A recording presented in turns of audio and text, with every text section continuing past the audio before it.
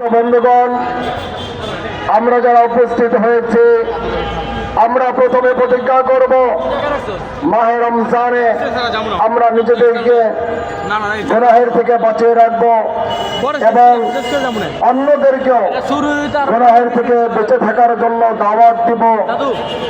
মাহে রমজান এটা প্রত্যেকটি মুসলমানের জন্য আল্লাহ পাকের বহুত বড় নিয়ামত। আমরা মাহে রমজান পেতে যাচ্ছি, আগামী বছর আবার মাহে রমজান পাবো কিনা আমরা কেউ জানি না।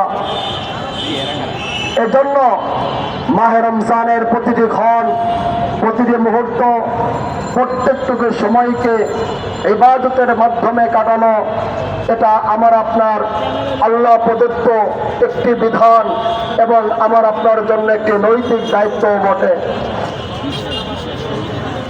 সংগ্রামী বন্ধুগণ,